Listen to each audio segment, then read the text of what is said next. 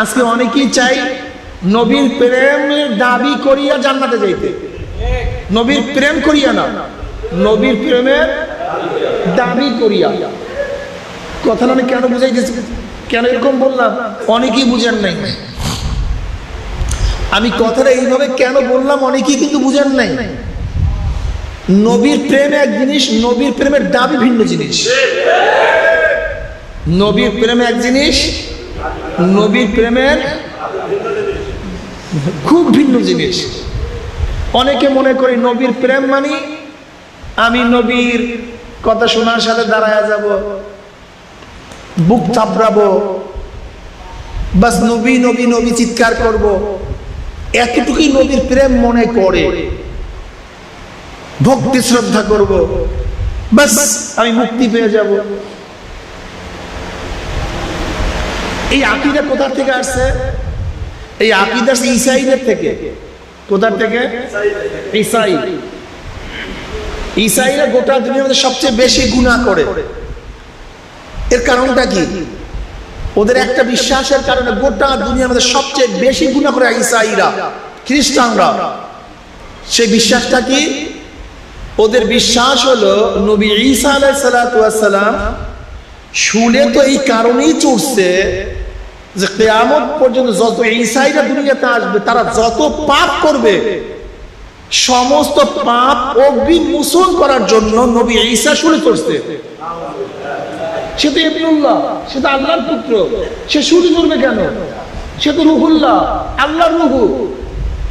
সে কেন শুলে চড়বে? তার নিজের কারণে শুলে চড়ে নাই, ঈসাইদের মাফ করাবার জন্য শুলে চড়ছে। এখন ঈসাইদের কাজটা কি? খ্রিস্টানদের কাজ কি? শুধু নবী ঈসাকে শ্রদ্ধা সম্মান করা, কুরুশকে চুম্বন করা। যদি শ্রদ্ধা সম্মান করতে পারে, কুরুশকে শ্রদ্ধা সম্মানে চুমা করতে পারে, তাহলে যত গুনাহ করবে সমস্ত গুনাহ মাফ হয়ে যাবে। আচ্ছা বলেন তো, এই বিশ্বাস যদি কার মধ্যে থাকে যে আমি যদি ঈসাকে শ্রদ্ধা করি, সম্মান করি, কুরুশকে শ্রদ্ধা সম্মান করি, চুম্বন করি, তাহলে আমার গুনাহ মাফ হয়ে যাবে, তাহলে তার গুনাহ করতে আপত্তি থাকার কথা? বলেন। এর যে সমস্ত ঈসাইরা দেখবেন রবিবার গিয়ে প্রার্থনা করবে আর প্রত্যেকের গলার মধ্যে একটা ক্রুশ চিহ্ন থাকবে, যোগ চিহ্ন, ওইটাকে চুমা দিবে। আর নবী মা মেরির কাছে, ঈসার মূর্তির কাছে গিয়ে মাথা নত করবে, শ্রদ্ধা সম্মান করবে, বাস ভক্তি শ্রদ্ধা দেখানো হয়ে গেছে। গুনাহ সব কি? এই একই আকীদার কারণে হিন্দুরাও গুনাহ করে। তাদের আকীদা কি? যত আকাম টুকাম করো না কেন, তুলসীকে যদি শ্রদ্ধা সম্মান করতে পারো, কি কে ভাই? তুলসী, বাস তোমার সমস্ত গুনাহ মাফ। ঠিক একই আদি বিদাতের মধ্যে একই আকীদা। তুমি যাহা কিছু করো কোনো টেনশন নাই, যদি বাবাকে শ্রদ্ধা সম্মান করতে পারো সমস্ত গুনাহ মাফ।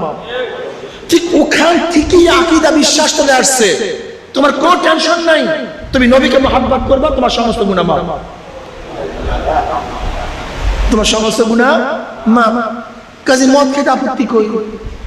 নামাজ না পড়লে সমস্যা কি? দাড়ি কাটলে অবস্থা সমস্যা কি? জিনা করলে সমস্যা কি? খোদার দুই দল করলে সমস্যা কি? সুদ খাইতে সমস্যা কি? মদ খাইতে সমস্যা কি? গাঁজা সেবন করলে সমস্যা কি? আমি তো নবীর আশিক, আমি তো নবীর পাগল, আমি তো নবীর জন্য এরকম করি। একই আকীদা শিয়াদের মধ্যে। শিয়ারা কি মনে করে? হোসেনকে, হুসাইন আলাইহিস সালাতু ওয়াস রাদিয়াল্লাহু তাআলা, নাউযুবিল্লাহ, হুসাইন রাদিয়াল্লাহু তাআলাকে যদি আমি শ্রদ্ধা সম্মান করতে পারি এবং আলী রাদিয়াল্লাহু তাআলাকে যদি ইমাম মনে করতে পারি, ওদের ইমাম মানে এই আমরা ইমাম বলি ইমাম না। শিয়াদের ইমামিয়তের আকীদা হলো ইমামের মর্যাদা নবীর চেয়ে উপরে। ইমামদের মর্যাদা নবীর চেয়ে উপরে। বাস আর কোনো ইবাদতের প্রয়োজন নাই, এখানে শ্রদ্ধা সম্মান করো। দেখবেন আশিক রাসূল দাবি করে তার চেহারায় দাড়ি নেই, আশিক রাসূল দাবি করে সুদ খায়, আশিক রাসূল দাবি করে ঘুষ খায়, আশিক রাসূল দাবি করে বেপর্দা, আশিক রাসূল দাবি করে মদ পান করে, আশিক রাসূল দাবি করে হীন এমন কোনো অপকর্ম নাই যা তারা। কারণটা কি বলেন তো? ওই বিশ্বাস কোন বিশ্বাস? নবীকে মহব্বত করি, মহব্বত করলে কি হয়ে যাবে? আমার গুনাহ মাফ, নবী সুপারিশ করে জান্নাতে নিয়ে যাবেন। কিন্তু এই পাগলের এই হাদিসই জানা নাই মহব্বত তো কিভাবে করতে হবে। আল্লাহ নবী নিজে বলছেন, মান আহাব্বা সুন্নতি ফাকাদ আহাব্বানি ওয়া মান আহাব্বানি কানা মাই ফিল জান্নাহ।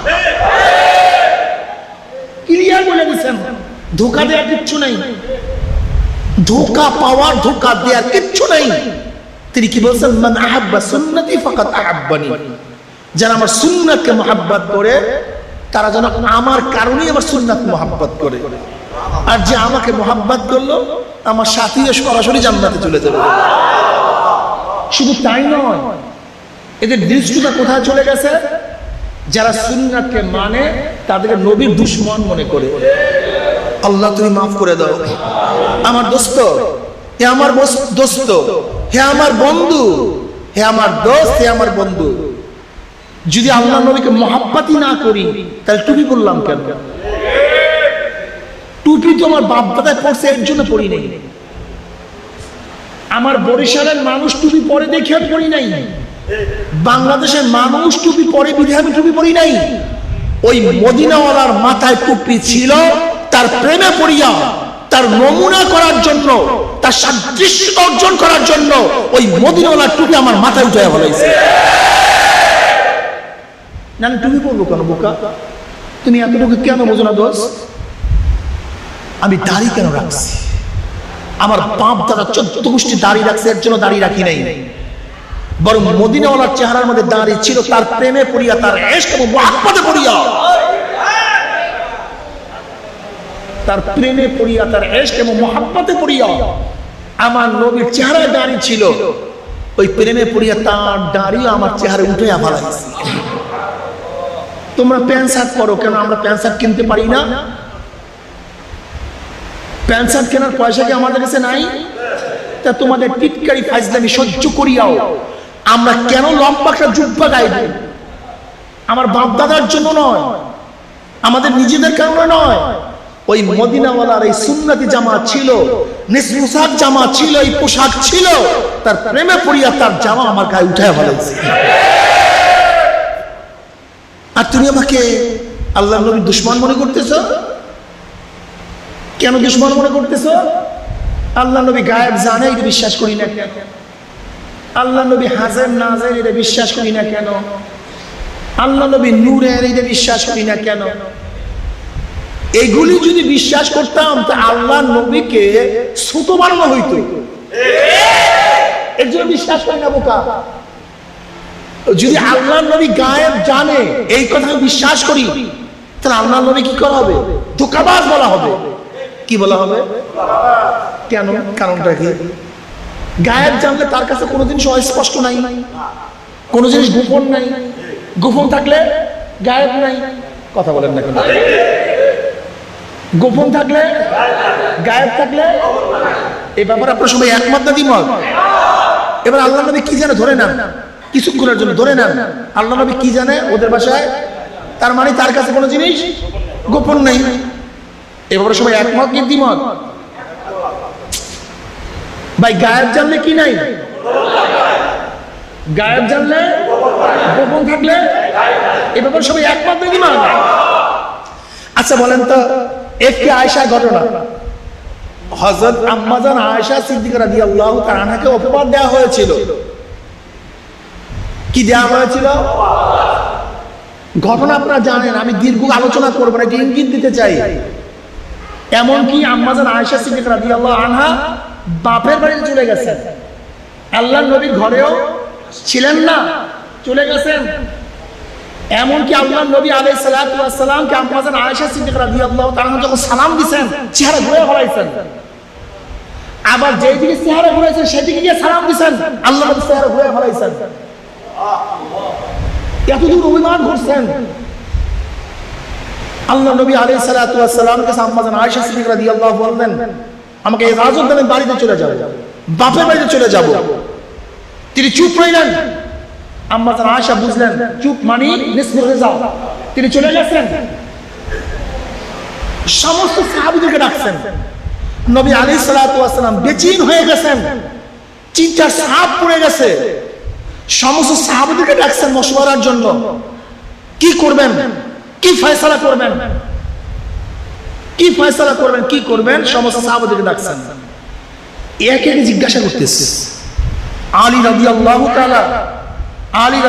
তাআলা প্রশ্ন করলেন, তার কাছে যখন প্রশ্ন করা হয়েছে, আলী এই ব্যাপারে কি ফয়সালা করব, আলী রাদিয়াল্লাহু কি বললেন, ইয়া নবী আল্লাহ, নবীদের স্ত্রীর কোনো অভাব নাই, আপনার চিন্তিত কেন, আপনি আয়েশাকে তালাক দিয়ে নেন, আল্লাহ পাক রব্বুল আলামিন এর চেয়ে সুন্দর নারীর ব্যবস্থা আপনাকে করে দিবেন। ওমর ইবনে খাত্তাব রাদিয়াল্লাহু আনহু প্রস্তাবের পরে উঠলেন, বললেন, ইয়া নবী আল্লাহ, এটা আখেরি ফয়সালা, এরপরে তার ফয়সালা নাই, কিন্তু আমি আপনার কাছে প্রশ্ন করতে চাই, আয়েশার সাথে আপনার বিবাহ বন্ধনে আবদ্ধ কি করেছে, এই কাজটা কি করেছে, রায়বার কে ছিল, উকিল কে ছিল? আম্মাজান আয়েশার সাথে আপনার বিবাহ বন্ধনের রায়বার কে ছিল, উকিল কে ছিল?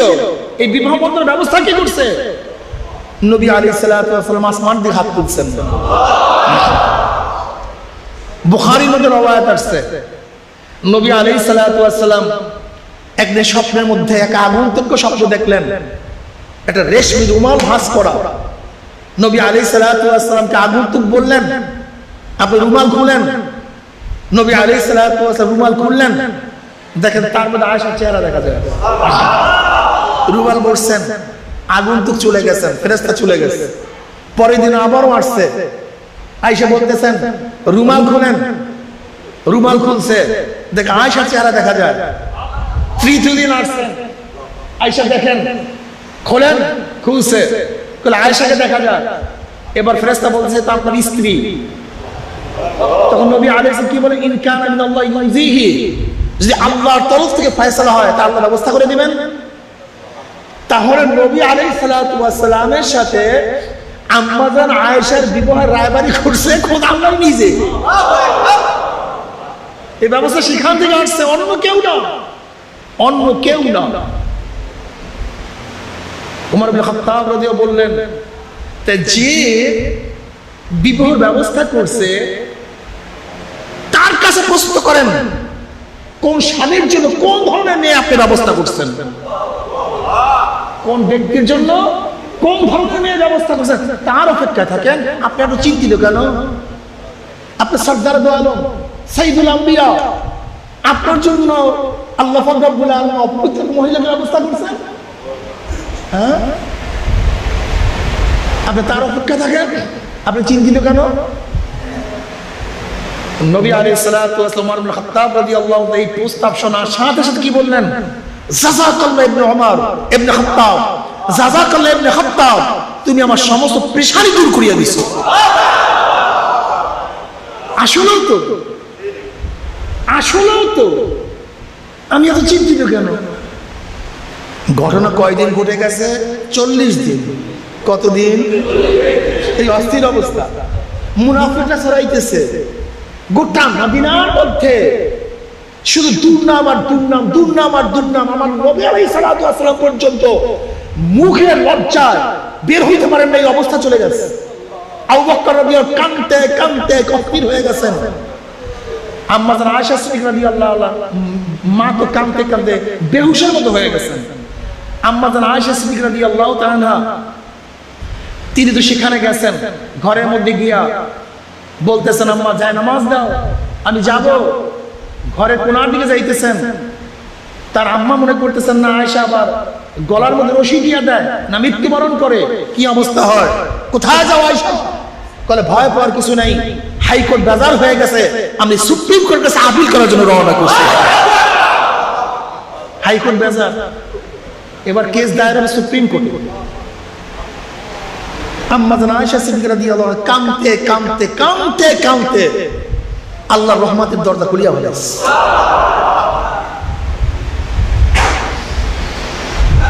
হযরত নবী আলাইহিস সালাতু ওয়াস সালাম যখন আসছেন, সালাম দিছেন, ঢুকছেন, সালামের জবাব দিছেন, আয়েশাকে ডাকছে, আয়েশা তোমার কিছু বলার আছে, তুমি বলবা কিছু? আল্লাহ না করুক, তখনও তিনি বলেন কি যদি ভুল হয়ে থাকে, যখন আবু বকর সিদ্দিক রাদিয়াল্লাহু আনহু ঘরে নবী আলাইহিস সালাতু ওয়াস সালাম গেলেন এই মশওয়ারার পরে, তখন তিনি কি বললেন, তোমার যদি ভুল হয়ে থাকে তওবা করো, আল্লাহ পাক মাফ করে দিবেন। তখন আম্মা জান আয়েশা কত বুদ্ধিমত্তার সাথে উত্তর দিচ্ছেন। তিনি কি বললেন, যদি এখন আমি ভুল স্বীকার করি তাহলে আপনার মনের মধ্যে এমন ভাবে এটা গাছছে আপনি কোনদিন মনে থেকে উঠাতে পারবেন না, আর যদি আমি স্বীকার না করি তাহলে আপনি বিশ্বাস করবেন না। কাজে ফয়সালা আল্লাহর থেকে হবে, অন্য কাউ থেকে ফয়সালা হবে না। ভুল স্বীকার করলেও মিথ্যা হয়, আর ভুল না স্বীকার করলেও সন্দেহ যাবে না, সন্দেহ থেকেই যায়। এর মধ্যে আয়েশা সিদ্দিকা রাদিয়াল্লাহু আনহা নিজে রওয়ায়াত করেন, নিজে বলেন এই কথোপকথন চলতেছে, হঠাৎ আমি নবীর চেহারার দিকে তাকালাম, দেখি তার মধ্যে রাবেতা কায়েম হয়ে গেছে। অর্থাৎ ওহি আসার আগে যেই ভাব সৃষ্টি হয় তার চেহারার মধ্যে সেই ভাব সৃষ্টি হয়ে গেছে। চাদর দিয়ে তার চেহারাকে ঢাকিয়া ফেলা যাবে। আমার কলিজা থার থার থার থার করে কাঁপতেছে, না জানি কি ফয়সালা আল্লাহর তরফ থেকে আসে, না জানি কোন ফয়সালা, আল্লাহ জানি কি ফয়সালা হয়, কি জানি ফয়সালা হয় জানি না, থার থার করে কাঁপতেছে শরীর। কিছুক্ষণ পরে যখন তার চেহারার থেকে চাদর উঠে ফেলাইলেন, মনে হয় যেন তার চেহারার মধ্যে হঠাৎ করে পূর্ণিমার চন্দ্রের থেকে যখন মেঘ মারা চলে যায়, যেরকম পূর্ণিমার চন্দ্র খুব প্রস্ফুটিত দেখা যায়, নবী আলাইহিস সালাতু ওয়াস সালামের চেহারার মধ্যে যে চিন্তা ছাপ ছিল সেই চিন্তা দূর হয়ে তার চেহারা মনে হয় যেন সূর্যের মতো এবং চন্দ্রের মতো আলোকিত হয়ে গেছে। আমি বুঝছি তার থেকে সমস্ত প্রেশানি দূর হয়ে গেছে। আমি কি বুঝছি, প্রেশানি দূর হয়ে গেছে। আমি ভাবছি নিশ্চয়ই আল্লাহ পাক রব্বুল আলামিন আমার বারাত ঘোষণা করবেন, আমার পবিত্রতা ঘোষণা করবেন, কিন্তু আমার পক্ষে সাফাই করিয়া এতগুলো আয়াত নাযিল করবে এটা আমি বুঝিনি। আমি ওর বন্ধুদেরকে বলবো, দোস্ত গায়েব জানে কি জানে না মাসালা পরের কথা, কিন্তু আল্লাহ নবী আলাইহিস সালাতু ওয়াস সালামকে যদি গায়েব জানো বলো, তাহলে এতদিন আল্লাহ নবী যা করছে মানুষ কি বলবে, যে তিনি ধোঁকাবাজ। তিনি তো আগেই জানতো। এই মাশওয়ারা, আয়েশাকে ঘরে পাঠাইয়া দেওয়া, এই চিন্তা ফিকির করে, এগুলো সব ফাজলামি না? কথা বলেন। এর জন্য বিশ্বাস করতে পারি না। এর জন্য আল্লাহ নবী গায়েব জানে বিশ্বাস করতে, আর তুমি ধোঁকাবাজ হয়ে যায়, ধোঁকাবাজ হয়ে যায়। আর আল্লাহ নবীকে ধোঁকাবাজ বানায় তুমি আশিকি নবী হইলা, বোকা। তোমার মাথার মধ্যে ঘিলু আছে মোটো? শোনো, তুমি তো তোমার মতো জাহেলদের মধ্যে আলোচনা করো। ধরে নাও মুসলমান না, একজন ইহুদি পণ্ডিত, ধরে নাও একজন খ্রিস্টান পণ্ডিত, ধরে একজন নাস্তিক জ্ঞানী, সে সব কিছু জানে, সে কোরআন হাদিস সম্পর্কে তোমাকে প্রশ্ন করলো, তোমার নবী গায়েব জানে কি জানে না? তুমি বললা আমার নবী কি, তুই বললা আমার নবী গায়েব জানে, তখন সেই ঘটনা তুলে ধরবে যে তোর নবী যে ফালতু, এর প্রমাণ হলে এই। তুই বলছো তোর নবী গায়েব জানে, অথচ 40 দিন পর্যন্ত সমস্ত মানুষের সাথে ধোঁকাবাজি করছে। তখন কি জবাব দেবে তুমি বলো? মুসলমান বাদ দাও, মুসলমান বাদ দাও। একজন খ্রিস্টান পণ্ডিত, একজন ইহুদি পণ্ডিত, একজন নাস্তিক যে সব কিছু জানে, সে যদি তোমাকে বলে তোর নবী যদি গায়েবই জানে তাই ধোঁকাবাজি করলো কেন, আর সেই ধোঁকাবাজ সে কি নবী হতে পারে? তাহলে কি জবাব দিব বলো? কি তোমার মাথার মধ্যে জ্ঞান আচ্ছা বলে তো হুদায়বিয়া সন্ধি সবাই জানেন কি জানেন না? আচ্ছা হুদায়বিয়া সন্ধি কেন হয়েছিল? ওসমান রাদিয়াল্লাহু তাআলা আনহুকে কতল করা হয়েছে নাকি ভাই? তিনি দূত হিসাবে মক্কায় গেছেন, তখন সমস্ত সাহাবাদের কাছে খবর কি আসছে, ওসমানকে কতল করা হয়েছে, শহীদ করা হয়েছে। সমস্ত সাহাবারা নবী আলাইহিস সালাতু ওয়াস সালামের হাতের উপর হাত রেখে কি করলেন? কেন বয়ান করছেন? ওসমান হত্যা প্রতিশোধ নেওয়ার জন্য। কি বলেন তো ভাই, কিসের জন্য? কি আপনারা জানেন কি জানেন না? সে বয়াতটা কিসের জন্য ছিল? যে আমরা হাতে হাত রাখলাম যতক্ষণ পর্যন্ত ওসমান হত্যার বিচার না করব, ততক্ষণ পর্যন্ত আমরা এখান থেকে যাবো না। আচ্ছা আমাকে বলো, আল্লাহ নবী গায়েব জানেন, তিনি যদি দেখছেন ওসমান হত্যা হয় নাই, এখন তিনি যে বয়াত করাইলেন, আল্লাহ যে আয়াত নাযিল করছে, এগুলো কি হয়?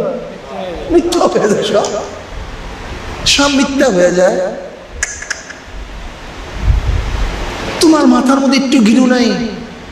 গায়েব মানে যেটা গোপন, আর যেটা গোপন সেটা গায়েব না।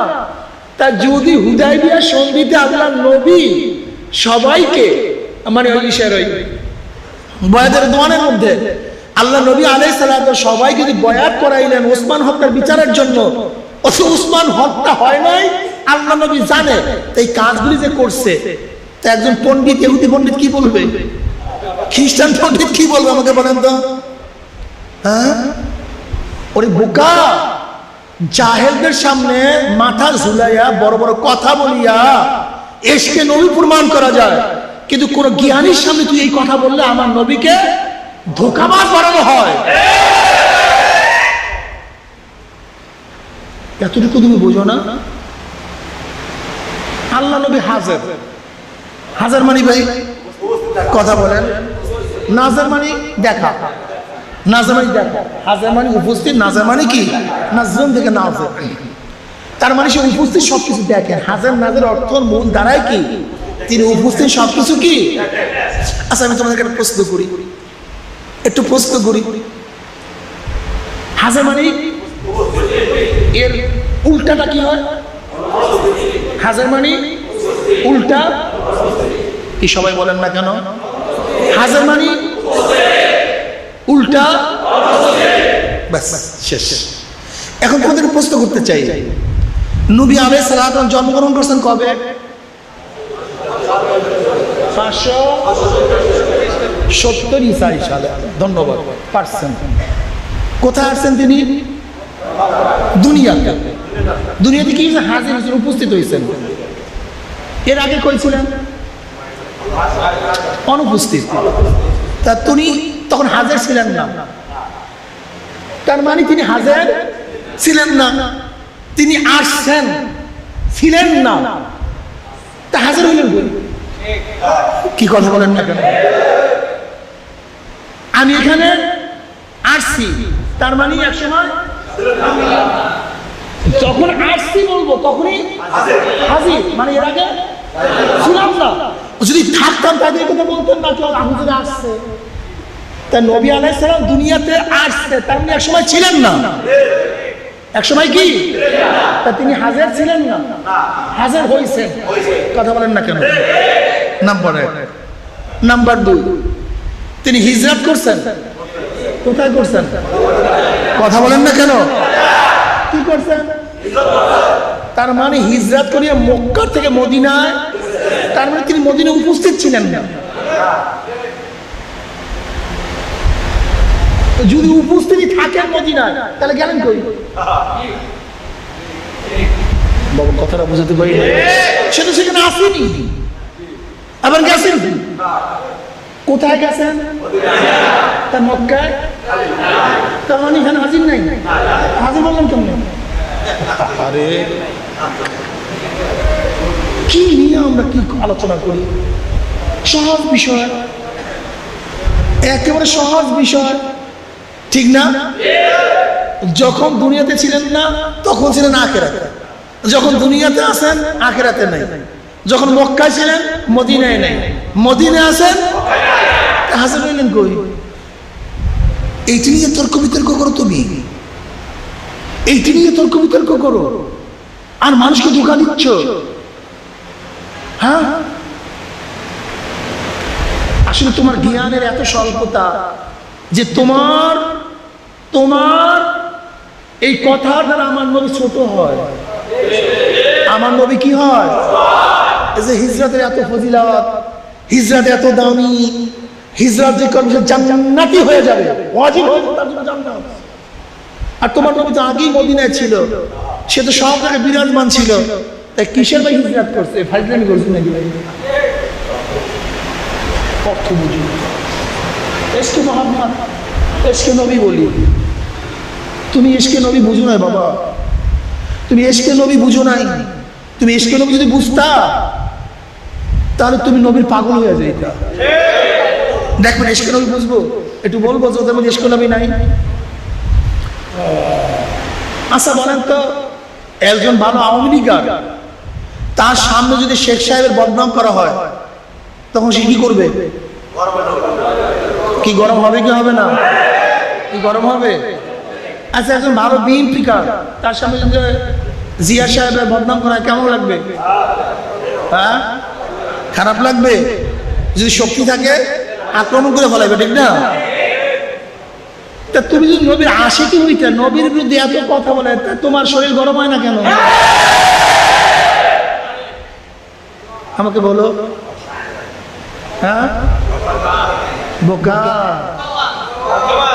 ওরে বোকা, ইসলাম বুঝো তুমি? আমি তো আগেই বলছি তোমাকে আকীদা শিখাই দিয়েছে যে এশকে নবী মানে জান্নাতি।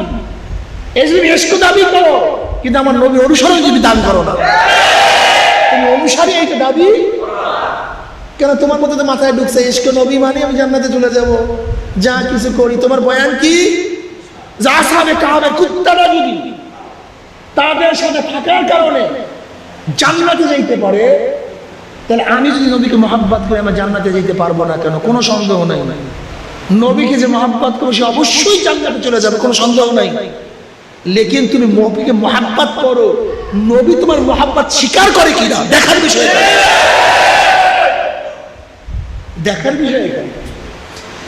এক ব্যক্তি খুব বাজার করতেছে, অনেক মূল্যবান মূল্যবান সদাই কিনতেছে, কিন্তু মন বেজার। আর প্রশ্ন ভাই তুই এত সুন্দর সুন্দর বাজার করো, তোর মন বেজার কেন? আমি তো ভাই আমার চয়েস অনুযায়ী বাজার করতেছি, কিন্তু আমি যে মাসুকার জন্য, যে মাহবুবের জন্য বাজার করতেছি, আমি সবসময় চিন্তিত আমার মাহবুব আমার ফরমাশ পর আমার সেই বাজারকে গ্রহণ করে কি করে না, আমি এর জন্য চিন্তিত। ঠিক আশিক সময় চিন্তিত আমি যে ইবাদত করি, যে বন্দী করি, যার জন্য করি, সেই মাওলা আমার ইবাদত কবুল করে কি করে না। তুমি এশকে নবী দাবি করো, তোমার এশক এবং মুহাব্বত আমার নবী কবুল করে কি করে না এই চিন্তা একদিনও করছো? একদিনও করো, একদিনও তুমি চিন্তা করো। আশিক হও, আশিক হও। এশকে নবী, এশকে নবী যখন তোমার মধ্যে চলে আসবে তখন তো অবস্থা কি হবে?